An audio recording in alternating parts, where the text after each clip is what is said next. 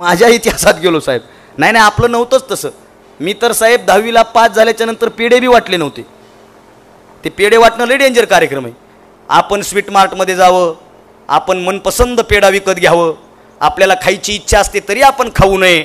तो बॉक्स घेऊन गावात जावं, गावामध्ये असे वट्ट्यावर 4-5 म्हातारे बसलेले असतात, आपण तो बॉक्स फोडावा, त्यातला एक असा पेढा काढावा, म्हाताऱ्याच्या हातात द्यावा. म्हातारं खात नाही पेढा. कशाचे कशाचे पेढे? मग आपण म्हणावं 10वीचे किती पडले? मग आपण म्हणावं 99. मग ते लगेच म्हणते सेंटर कोणतं होतं? काय म्हणते ते? सेंटर कोणतं होतं? मग आपण सेंटरचं नाव सांगावं. त्या सेंटरला 99 काय 199 पडले असते. मग आपण त्या म्हाताऱ्याला म्हणावं तुम्हाला किती होते? 8वीलाच शाळा सोडली आपण. आणि ते म्हातारं गणित काढतंय कशाचे? 99 पडलेल्या पोराचे. बरं कमी टक्के पडावे ना आपण पेढे वाटावे? लाज वाटते का पेढे वाटायला? त्याच्यामुळे मी पेढेच वाटले नव्हते. पण एक गोष्ट सांगायचं गुणवत्ता विद्यार्थ्यांना, जगातला कुठलाच मार्क्स मेमो तुमचं भविष्य ठरवू शकत नाही. मला 10वीला किती टक्के पडले यापेक्षा मी महाराष्ट्रातल्या 10वीच्या गुणवंत विद्यार्थ्याच्या हजारो कार्यक्रमाला प्रमुख पाहुणा म्हणून उपस्थित राहत असेल ना, तर ते माझ्या आयुष्याचं यश आहे. कारण माझं ठरलं होतं साहेब. 8वीत असताना मला सरांनी विचारलं अविनाश तुला काय व्हायचंय? आणि मी छाती ठोकपणे सरांना सांगितलं सर मला महाराष्ट्रातला एक वक्ता व्हायचंय. गावागावात माझे बॅनर लागले पाहिजेत, शाल हार तुरे देऊन लोकांनी सत्कार केला पाहिजे आणि जाताना पैसे देऊन घरी पाठवलं पाहिजे. हे माझं 8वीत ठरलं होतं. आताच्या पोरांचा सगळ्यात मोठा घोटाळा असा आहे आमचं ठरत नाही काय व्हायचंय, ठरत नाही. म्हणून ठरवा, आज ठरवा, कार्यक्रमाच्या निमित्तानं ठरवा. आज जाताना सत्कार घेताना साहेबांना असा शब्द देऊन जा की साहेब पुढच्या काळामध्ये या क्षेत्रावर तुम्ही माझं नाव पाहाल म्हणजे पाहाल. हा संकल्प करणं काळाची गरज आहे, ठरणं काळाची गरज. आणि तेव्हा साहेबाला आनंद होईल. आज साहेबांना जेवढा आनंद आहे, आज दादा तुम्हाला जेवढा आनंद आहे, आज या फाउंडेशनला जेवढा आनंद आहे ना, तो आनंद आजचा जर 10 पटीनं वाढवायचा असेल तर पुढच्या 10 वर्षानंतर या कार्यक्रमामधून सत्कार घेऊन गेलेली मुलगी मुलगा जेव्हा यशस्वी अधिकारी होऊन याच कार्यक्रमाचा प्रमुख पाहुणा म्हणून उपस्थित राहील ना, त्या दिवशी त्यांना सगळ्यात मोठा आनंद होईल. आणि त्याच्यासाठी 8 तास. म्हणून ठरवा. आमचा घोटाळा असा आहे आमचं ठरतच नाही काय करायचं ते. म्हणजे एकदा एका घोड्यांचा बाजार भरला. तुमच्या या खानदेशमध्ये पण घोड्यांचा बाजार फेमस आहे. आमच्या माळेगाव नावाचं गाव आहे लातूरच्या पलीकडं, आणि त्या माळेगावचा बाजार फेमस आहे घोड्यांचा. यात्रा असते तिथं घोड्यांचा बाजार भरतो. तिथे एक व्यापारी आला घोडे घेऊन. नीट ऐका, एक व्यापारी आला घोडे घेऊन. 3 घोडे आणले त्यांनी. आता सगळे विद्यार्थी बोलतील किती घोडे आणले? सत्कार काय तुमच्या बापायचा आहे काय? किती घोडे आणले? बोला किती आणले? 3 घोडे आणले. एकाच टेम्पोतून उतरले, घोडे उभे केले. घोडे दिसायसारखे, उंची सारखी, बांधासारखा, कलर सारखा, सगळं सारखं. 3 घोडे उभे राहिले. विचारली किंमत काय? त्यानं सांगितलं 1 नंबरच्या घोड्याची किंमत 1 लाख, दुसऱ्याची 2 लाख आणि तिसऱ्याची 5 लाख. दिसायला सगळे सारखे. 1 लाखाचा घोडा विकला गेला, 2 लाखाचा घोडा विकला गेला, 5 लाखाचा घोडा विकलाच नाही. बाजार संपला. त्यानं घोडा टेम्पोत टाकला, निघून गेलो. दुसरा बाजार भरला. दुसऱ्या बाजारात पुन्हा 3 घोडे घेऊन आलो. ते पुन्हा दुसरे 2 घोडे आणले, ते बी सारखेच. 3 घोडे. त्या 3 घोड्यातला तिसरा घोडा जो मागच्या बाजारात विकला नव्हता तोच त्यानं परत आणला. एकाची किंमत 1 लाख, दुसऱ्याची किंमत 2 लाख आणि तिसऱ्याची किंमत 5 लाख. 5 लाखाचा घोडा तेच जो मागच्या बाजारात विकला नाही. असं बराच वेळ झालं, बरेच बाजार झालं. 1 लाखाचा घोडा विकत होता, 2 लाखाचा घोडा विकत होता, पण 5 लाखाचा घोडा विकलाच जात नव्हता. हे एका चहावाल्यानं बघितलं. नीट ऐका आता, हे एका चहावाल्यानं बघितलं आणि चहावाला घोड्यावाल्याजवळ आला आणि चहावाल्यानं घोड्यावाल्याला विचारलं का हो म्हणे तुम्हाला एक प्रश्न आहे, एक प्रश्न आहे. पहा लक्षात ठेवा. प्रश्न कुणी विचारला? मोठ्यानं सांगा कुणी? मोठ्यानं सांगा कुणी? म्हणजे चहावाला एकतर प्रश्न विचारतो नाही तर प्रश्नात पाडतो. आता हे पण काही जणांना परवा कळल, पण कळावं. तसं चहावाला म्हणला का हो दादा गेली 5-7 बाजार मी पाहतोय. काय पाहताय? 1 लाखाचं घोडं विकतंय, 2 लाखाचं घोडं विकतंय, 5 लाखाचं घोडं विकत नाही. दिसायला घोडे सारखेच आहेत. तुम्ही 5 लाखाचं घोडं नेता आणता. 1 लाखाचं घोडं तुम्ही 50,000नं दिलं, 2 लाखाचं घोडं तुम्ही 1.5 लाखानं दिलं. 5 लाखाचा घोड्याचा तुम्ही 1 रुपया सुद्धा कमी करत नाहीत. तो म्हणला नाही साहेब, 5 लाखाचं घोडं इकल तर 5 लाखालाच इकल, त्यातला 1 रुपया सुद्धा कमी करणार नाही. तो चहावाला म्हणला, अहो त्याचं जाणं नेणं आणणं त्याचा खुराक हे तरी परवडलं पाहिजे. मागच्या बाजारात तुम्हाला 4.5 लाखाला तो 5 लाखाचा घोडा मागितला तरी तुम्ही दिला नाही. 50,000 तर तुमचा असाच खर्च झाला असेल, त्यापेक्षा फायद्याचा सौदा आहे, तुम्ही द्या 4.5 लाखाला. तो म्हणला नाही, 5 म्हणजे 5च. चहावाला म्हणला ठीक आहे, 5 तर 5. मग याचं वेगळेपण काय? याची किंमत जास्त आहे, त्याचं काही तर वेगळेपण असलं पाहिजे ना. काय वेगळेपण आहे?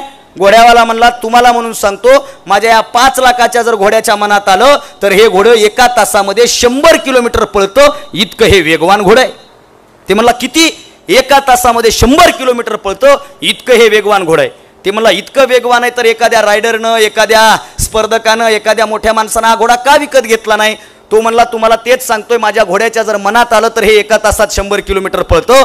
अरे मग विकलं का बरं नाही? ते म्हणला तेच सांगतो, ह्याच्या मनात आलं तर हे 1 तासात 100 किलोमीटर पळतं. अरे मग विकलं का बरं नाही? ते म्हणला तुला तेच सांगायलो, ह्याच्या जर मनात आलं तर हे 100 किलोमीटर 1 तासात पळतं. अरे मग विकलं का बरं नाही? ते म्हणला गध्या तुला तेच सांगायलोय, ह्याच्या जर मनात आलं तर हे 1 तासात 100 किलोमीटर पळतंय. घोटाळा असा आहे, ह्याच्या मनातच येत नाही, म्हणून हे आतापर्यंत इकलं नाही. आपल्या आजूबाजूला बी असे बरेच घोडे आहेत ज्यांच्या मनातच यायला तयार नाही आपल्याला काय व्हायचं. म्हणून ठरलं की होतंय. आणि विश्वास पाहिजे, आत्मविश्वास पाहिजे. ताईंनी माझी भूमिका सांगितली, साहेब एका सालगड्याच्या घरातलं हे पोरग आहे. माझ्या वडिलांनं अनेक लोकांच्या दारामध्ये सालगडी म्हणून काम केलं. ताईंनी जो किस्सा सांगितला, 11 फेब्रुवारी 2018ला बबनराव लोणीकर साहेब हे स्वच्छता आणि पाणीपुरवठा मंत्री होते, तुमच्याकडे आज जे खातं आहे ते. आणि महाराष्ट्राच्या स्वच्छता दूत म्हणून वक्तृत्व स्पर्धा असते. आणि त्या वक्तृत्व स्पर्धेमध्ये मी तालुक्याला पहिला आलो, जिल्ह्याला पहिला आलो, विभागाला पहिला आलो. आणि राज्यामध्ये जेव्हा आमची स्पर्धा झाली तेव्हा त्या स्पर्धेचा निकाल लागायच्या वेळेला मी तिथं नव्हतो, कारण स्पर्धेत बक्षीस भेटेल नाही भेटेल माहीत नाही. पण माझा एक कार्यक्रम होता माजलगावला आणि मी त्या कार्यक्रमाला निघून गेलो. त्यांनी सांगितला तो किस्सा आणि मला फोन आला की महाराष्ट्राचा स्वच्छता दूत म्हणून तुमची निवड झाली आहे, 51,000 रुपयाचं पारितोषिक तुम्हाला मिळालं आहे. मी ज्या कार्यक्रमाला गेलो होतो त्याचं 25,000 रुपये मानधन होतं साहेब. ते 25 आणि हे 51, 76,000 रुपयाचं पारितोषिक मला मिळालं. मी घरी फोन केला, माझ्या बापानं, आईनं फोन उचलला, फोन स्पीकरवर होता. त्यांनी सांगितलं बरोबर आहे. फोन गेल्याबरोबर घरामध्ये आनंदाचं वातावरण, पण माझ्या बापाच्या डोळ्यात पाणी होतं. माझी बहीण आलेली होती, माझ्या बहिणीने विचारलं एवढा आनंदाचा दिवस आहे, रडाय काय झालं? आणि माझ्या बापानं सांगितलं 70-75 हजारासाठी मी वर्षभर लोकांच्या दारात कामं करीत होतो. माझा पोरगा स्वच्छता दूत होऊन 1 दिवसामध्ये एवढे पैसे आणतोय, आयुष्यात दुसरं काहीच नाही कमवायचं. बाळांनो, तुम्हाला आयुष्यात काय यशस्वी व्हायचंय, का गुणवंत व्हायचंय? आज तुमच्यासोबत बाप इथं आलाय, आज तुमच्यासोबत इथं आई आली आहे. तुम्ही सत्काराला जेव्हा पुढे याल ना, तेव्हा संयोजकाच्या वतीनं तुमच्या मायबापालाही पुढे बोलवलं जाईल आणि त्याचा सत्कार केला जाईल. जो बाप आयुष्यात कुठल्याच सत्काराला पुढे गेला नाही ना, तो बाप आज तुमच्यामुळे स्टेजवर येतोय ना, ह्या एका गोष्टीसाठी तुम्हाला आयुष्यात यशस्वी व्हायचं आहे. एखादी पोरगी 10वी मध्ये मेरिटमध्ये यावी, 12वी मध्ये मेरिटमध्ये यावी, एखादा पोरगा 10वी 12वी मध्ये मेरिटमध्ये यावा, त्याचं बॅनर गावातल्या चौकात लागावं. त्या बॅनरकडे कुणीही बारकाईनं बघत नाही, पण छाती ठोकपणे सांगतो, तुमच्या गावातला परिसरातला एखादा पोरगा पोलीसमध्ये जावा, मिलिटरीमध्ये जावा, तहसीलदार व्हावा, कलेक्टर व्हावा, काही व्हावा, शिक्षक व्हावा, आरोग्य सेवक व्हावा, गव्हर्नमेंट जॉबला लागावा, आणि त्या पोराचं बॅनर गावातल्या चौकात लागू द्या.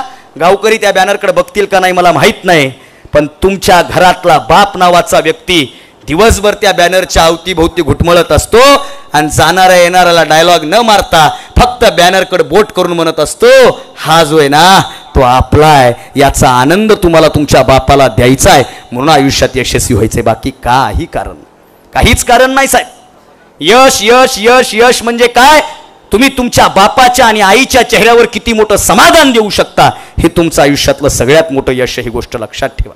म्हणून यशस्वी व्हायचंय हा ध्येय, हा विचार करून तुम्ही आतापासून तयारीला लागा. आज तुमचा इथं आणि पालक आलेत म्हणून जरा बोलू ना मोकळं साहेब, काय अडचण नाही ना. पालकांना पण सांग नाही, आता आलातच तुम्ही माझ्या समोर म्हणून, आलातच म्हणून. लेकरांकडून स्वप्न बघा, पण जे शक्य आहेत ना तेच बघा, तुमच्या पाया पडतो. पालकांची पण मानसिकता प्रचंड बिघडली आहे म्हणजे काय? कर कर, शेजारची पिंकी करायली, तुला कराय काय झालं? कर. अगं पिंकी हुशार आहे, तुझी रिंकी हुशार नाही, जरा ऐकून घे. कर. कस काय करत नाही? राजस्थान कोटाची एक बातमी आली 6 महिन्यापूर्वी. राजस्थान कोटामध्ये GEE आणि नीटची तयारी करायला गेलेली पोरगी तिनं सुसाईड केलं आणि सुसाईड नोट्सवर असं वाक्य लिहिलं की पप्पा मला माफ करा, आता माझ्याच्यानं हे होणार नाही. कारण त्या पोरीनं बापाला 10 वेळा समजून सांगितलं होतं की माझ्याच्यानं हे होत नाहीये, पण बापानं शेजारच्या सोबत शर्यत लावली होती म्हणून त्या पोरीचा बळी पडला. म्हणून पालकांनी सुद्धा सांगणं आहे, जे शक्य आहे तेच करा. माझ्या मित्राचा बाप त्याला म्हणला वकील होय, घडलेला किस्सा आहे. पोरगा म्हणला मला नाही वकील व्हायचं, ते मला होय वकील. दोघाची हमरी तुमरी प्रकरण माझ्यापर्यंत आलं. ते पोरगा म्हणला महाराज तुम्हीच पप्पाला काहीतरी सांगा. मी आपलं काकाला बाजूला घेऊन गेलो. काका म्हणलं कशाला त्याला वकील करायला? ते म्हणला महाराज गप्पा, मला 3 चौघावर केस ठोकायची, वकील घरचाच असला म्हणजे फी लागत नाही म्हणून ह्याला वकील हो म्हणालो. अरे तुमच्या केससाठी त्या पोराची बाद केस का करताय म्हणून सांगणं आहे. आणि जरा यांना सदृढ करा. मी संभाजीनगरला राहिलो होतो साहेब. आमचं मराठवाड्याचं SSC बोर्ड संभाजीनगरला आहे आणि संभाजीनगरला एक रिचेकिंगचा फॉर्म भर. माझा एक तो व्हिडिओ प्रचंड व्हायरल झाला आणि ते रिचेकिंगच्या तिथे गेलो मी भेटायला एक जणाला. एक 45 वर्षाची महिला लाईनमध्ये उभी होती रिचेकिंगच्या फॉर्मला. मी म्हणलं हिनं काय 17 नंबरचा फॉर्म भरला का काय, कसं काय ही डबल लाईनला? मला प्रश्न पडला ना. ब्रेक झाला त्यांना पाणी हवं होतं. ते मला म्हणल्या बाळा पाणी आणून देतो का? मी आपलं पाणी बॉटल त्यांना नेऊन दिली. त्यांना म्हणलं काकू तुम्ही कसं काय? ते म्हणे माझ्या मुलासाठी आले. म्हणलं काय झालं आहे? थोडेसे कमी आले टक्के आणि त्याच्यामुळं रिचेकिंगला आले. म्हणलं मुलगा कुठं आहे? कालपासून त्यानं काहीच खाल्लं नाही, फारच टेन्शन घेतलं आहे त्यानं. त्याच्या चेहऱ्यावर स्माईलच नाही. 2 हाना ना, कसं काय स्माईल येत नाही? हाना थोडं, लईच टेन्शन घेतलं आहे. कुठं आहे तो? गाडीत बसलाय. काय करायला? PUBG वगैरे खेळत असेल. टेन्शनमध्ये PUBG. आणि आई कुठं? लाईनला. मग मी म्हणलं काकू किती पडलेत? 98 पडलेत म्हणलं. किती? 98. गट गट गट गट बाटलीभर पाणी पिलो मी. म्हणलं मग काकू रिचेकिंगला कसं काय? 2 गेले कुठे? म्हणलं गोव्याला गेले असतील फिराय, येतील 15 दिवसानं परत. नाही 2 गेले कुठे? माझा मुलगा आउट ऑफ होता, 2 मार्क्स गेले कुठे म्हणून रिचेकिंगला आलोय. अहो 98 पडले तरी हे दुःखी आहे. आणि कोल्हापूरच्या एका पट्ट्याला 35च पडले. किती पडले? 35च पडले. त्यानं चौकात बॅनर लावलं. 35.80% होते त्याला. ग्राफिक्स डिझायनरकडे गेलं, 35 लहान केलं, 80 मोठं केलं. चौकात बॅनर लावलं, गावानं सत्कार ठेवला आणि सत्काराला उत्तर देताना म्हणलं तुमची काहीतरी गफलत झाली आहे. मला 35.80 पडलेत. 80 हा आकडा आवडला म्हणून मी मोठा केलाय, बाकी काही नाही. अरे 98 पडून हे दुःखी आहे, 35 पडून ते सुखी आहे. आम्हाला शिक्षणाची व्याख्या कळाली पाहिजे. म्हणून पालकांना सांगणं आहे तुम्ही स्वप्न जरूर पहा, पण लेकरांवर बर्डन येईल इतके स्वप्न पाहू नका. यांना बोलायला कोणी नाही, हे तुमच्याशी बोलू शकत नाही. त्यांचा आवाज म्हणून मी बोलतोय. विचारा त्याला की खरंच तुझ्याच्यानं होतंय का? नसेल तर बाबा चल. नैराश्य वाढत चाललंय प्रचंड. मागच्या महिन्यात IIB कार्यक्रम केला मी. IIBचे मेडिकलची तयारी करणारी सगळी पोरं माझ्यासमोर आणि त्यांना चॅलेंज देऊन आलो. याच्यापैकी एकानं जरी सुसाईड केली तर आपलं नाव बदला. कमी टक्के पडले म्हणून मेलं असं म्हणलं तर मी तवाच मारायला पाहिजे होतं. काय लावलंय काय आम्ही? शिक्षण म्हणजे काय? कुठलाच मार्क्स मेमो तुमच्या आयुष्याचं गणित ठरवू शकत नाही. ही एक प्राथमिक गोष्ट तुम्ही अगोदर लक्षात ठेवा. बोलण्यासारखा प्रचंड मोठा विषय आहे. भावांनो, तुम्हाला सगळ्यांना सांगणं आहे, आयुष्यात तुम्हाला मायबापासाठी यशस्वी व्हायचं ही गोष्ट लक्षात ठेवा. समाज, गुरु हे सगळं आपल्याला धरून चालायचं आहे, दुसरं काहीच नाही. साहेब माझा कीर्तनकार म्हणून उल्लेख झाला. झी टॉकीजला आत्तापर्यंत माझे 32 एपिसोड टेलिकास्ट झाले. आता पुढच्या आठवड्यामध्ये एक शूट आहे. झी टॉकीजला माझी प्रचंड कीर्तनं झाली. महाराष्ट्रभर कीर्तनाचा जागर करत फिरतोय मी. आणि मी कीर्तनकार का झालो? मी कीर्तन करतो. त्यात मी आता थोडं मोकळं बोलायला म्हणजे मी माझं परिचयामध्ये मी पाठवलं होतं. साहेब मी PhD करतोय. डॉक्टर बाबासाहेब आंबेडकर मराठवाडा विद्यापीठामध्ये रामदास फुटाणेंचं समग्र साहित्य आणि आजची भाष्य कविता या विषयावर मी PhD करतोय. म्हणजे मी शिकलेला महाराज आहे ही डोक्यात ठेवा. म्हणजे आमच्या बी क्षेत्राचं असं झालंय, काहीच जमाना गेलं ना चला महाराज व्हा. आमच्या क्षेत्रात झाले. 10वीला एक पोरगा नापास झाला आणि त्याच्या बापानं मला फोन केलाय, काय चाललंय दादा? म्हणलं काय नाही, कार्यक्रम चालू आहे, पोराचा एक विषय गेलाय, मग काही तर करा. आता मी काय करू? मग काय बोर्डात ओळख आहे का काय? नाही नाही काही तर करा. म्हणलं काय करू सांगा? ते म्हणे पोरगा काय पास होत नाही, कुठं एखादी संस्था असली तर बघा. मी म्हणलं तिकडे एक गेलाय, इकडे एक पण निघायचं नाही. हे काय सोपं आहे होय? मी कीर्तनकार का झालो साहेब? माझे व्याख्यान आहेत, मी कीर्तनं करतो. मी कीर्तनकार एकाच गोष्टीमुळे झालो. हा प्रसंग मला सांगणं गरजेचं वाटतं. माझा बाप मला कीर्तनकार हो म्हणला म्हणून मी कीर्तनकार झालो, दुसरं काहीच कारण. आणि माझ्या खानदानातला पहिला महाराज आहे मी, पहिला महाराज. माझे वडील दुसऱ्याच्या शेतात सालानं कामाला होते. एकदा एका मारवाडी समाजाच्या घरी माझे वडील नोकरीला होते आमच्याच गावात. आणि तिथं एकदा एक महाराज आले आणि त्या महाराजाचे पाय धुवायला माझ्या बापानं पाणी काढून दिलं. माझा बाप घरी आला आणि घरी येऊन माझा बाप मला म्हणला, बाळा तुला काय व्हायचं आहे? म्हणलं मला इंजिनियर व्हायचं आहे, मी पॉलिटेक्निक साईडचा विद्यार्थी. माझे वडील म्हणले तुला इंजिनियर व्हायचं आहे, डॉक्टर व्हायचं आहे, काय व्हायचं आहे ते होय, पण माझी इच्छा आहे तू एकदा कीर्तन केलं पाहिजे, तू महाराज झाला पाहिजे. मग मी म्हणलं कसं काय हे मधीच कसं काय, आपल्या घरात तर कुण नाही, घरात कुण नाही म्हणून तर तुला व्हायचं आहे. मी म्हणलं जमल का? आई म्हणली बघ ना बाप म्हणाला तर कर ना. वडील लय हुशार. वडील म्हणले ए करणं होत असलं तर कर, नाही तर उठ निघ इथून. म्हणलं चॅलेंज चॅलेंज करता? आणि एक वाक्य लिहून घ्या, नको त्या आयऱ्या गैऱ्याची चॅलेंज ॲक्सेप्ट करण्यापेक्षा आपल्या बापाची चॅलेंज ॲक्सेप्ट करा, आयुष्यात यश मिळतं. म्हणजे बाप म्हणला म्हणून कीर्तनकार झाला. आणि मी उन्हाळ्याच्या सुट्ट्यातला महाराज आहे.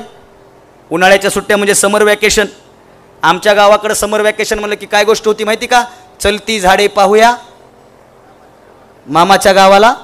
आणि त्यातली एक ओळ आवडायची मला, मामाची बायको सुगरण रोज रोज पोळ्या शिकरण. खानदेशमध्ये आहे का अशी एखादी मामी रोज पोळ्या खाऊ घालणारी? आमच्या मराठवाड्यात मामीनं लेकराला भाच्याला बघितलं की तिचा डायलॉग ठरलेला असायचा, आलं हे दलिंदर, ह्याला का घरी खायला भेटत नाही का काय, ह्याच्या नादानं माझे लेकरं बिघडले. मग तुझे लेकरं त्यांच्या मामाच्या गावाला जाऊ दे, पण आम्हाला आमच्या मामाचं गाव पाहू दे ना. मग उन्हाळ्याच्या सुट्ट्यामध्ये मामाच्या गावाला नाही गेलो. उन्हाळ्याच्या सुट्ट्यात कट्ट्यावर बसून शिट्ट्या मारत आयुष्याची थट्टा करण्यापेक्षा बापाची चॅलेंज ॲक्सेप्ट करून कीर्तनाचा फेटा बांधणारा हा पोट्टा महाराष्ट्रभर कीर्तन करत फिरायला लागला, फक्त बापाच्या चॅलेंजमुळं. महाराष्ट्रभर फिरलो. झी टॉकीजला माझा एपिसोड लागला साहेब, संध्याकाळी 6 वाजता माझा एपिसोड लागणार होता. अहो विचार करा, 10 वर्षापूर्वी माझ्या घरात टीव्ही घरच नव्हतं. आज टीव्हीवर पोरगं येणार, वर्तमानपत्रात बातमी आली तर लोक त्याचं कात्रण काढून स्वतःच्या नावाला अंडरलाईन करून चिटकून ठेवतात. आज पोरगं टीव्हीवर दिसणार आहे, 2 तास दिसणार आहे, जी सारख्या नेटवर्कवर दिसणार आहे. किती मोठा आनंद. गावात माझं बॅनर लागलं, माझ्या घरापासून 1.5 किलोमीटरच्या अंतरावर बॅनर होतं. माझे वडील दिवसभर बॅनरच्या भोवती होते. घरून जाताना माझ्याकडूनच 500 रुपये घेऊन गेले. कशाला? बॅनर पशी उभा राहून सगळ्याला चहा पाजला माझ्या वडिलांनी. आणि माझे वडील एवढे हुशार, ज्या हॉटेलवर बॅनर लावलंय त्या हॉटेलमध्ये बसून चहा नाही पाजला, त्याच्या समोरच्या हॉटेलमध्ये बसून चहा पाजला. म्हणजे असा सुरकून पेलं की म्हणायचं आपलंय बरं. दिवसभर फिरले. 6 वाजता अख्ख्या गावात माझ्या वडिलाचा डायलॉग होता, टीव्ही लावाज, टीव्ही लावा, ओ टीव्ही लावाज का? पोरगं टीव्हीवर आलंय. माझ्या वडिलाचा मित्र म्हणला आमची टीव्ही बंद आहे. अरे नवी घे पण तू लाव. एक जण म्हणला बॅलन्स संपलाय, मी रिचार्ज मारतो पण तू टीव्ही लाव. का? पोरगं टीव्हीवर यायलाय. संध्याकाळी 6 वाजले, काटा आलाय माझ्या अंगावर. संध्याकाळी 6 वाजले, वडील आले, सोप्यावर बसले, माझी एंट्री झाली. एंट्री झाल्याबरोबर मी स्टेजवर आलो. कॅमेरा माझ्यावर झूम झाला, क्लोजअपमध्ये कॅमेरा आला. माझ्या छातीवर असं नाव आलं. माझ्या बापाला वाचता येत नाही, माझ्या आईला वाचता येत नाही. माझा बाप माझ्या आईकडे बघून म्हणतं ए पोराचं नाव टीव्हीवर आलं. आणि माझी आई म्हणते गप्पा, मला दिसना का? वाचता तर दोघालाही येत नाही, दोघालाही वाचता येत नाही. आनंद टिपला.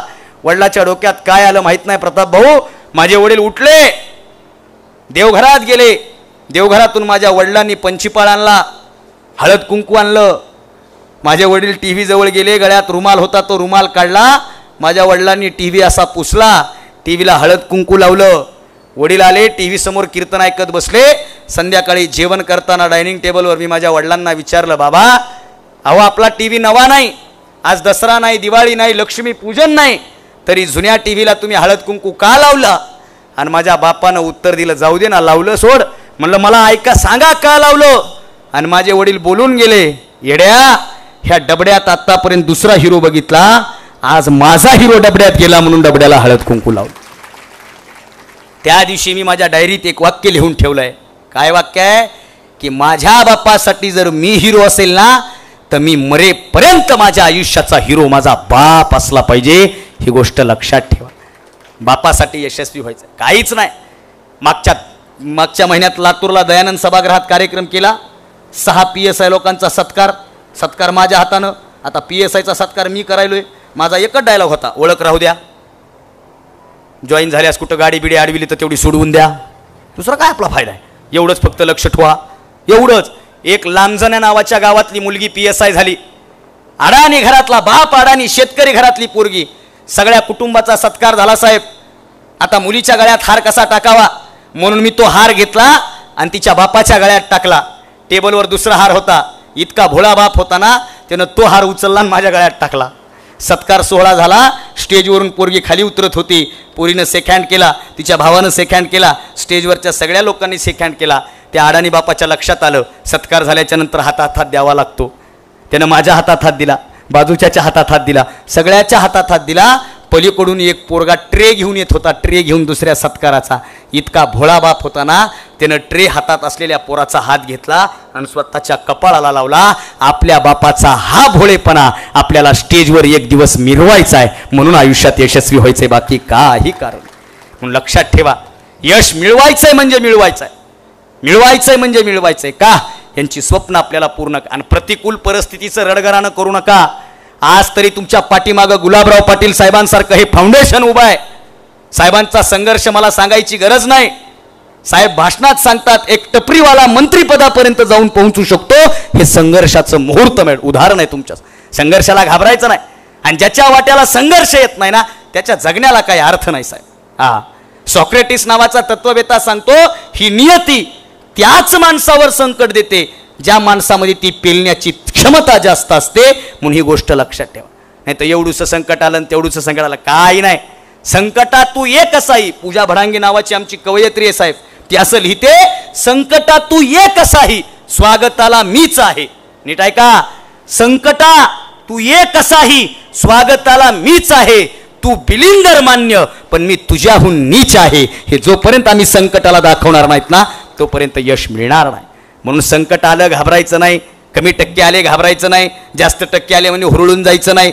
या 4-5 गोष्टी जरी तुम्ही लक्षात ठेवल्या ना, तरी मला वाटतं या कार्यक्रमाचं सार्थकीकरण आहे. साहेब, या कार्यक्रमाच्या निमित्तानं तुम्ही गोरगरीब घरांच्या घरी जाऊन अन्नदान देताय.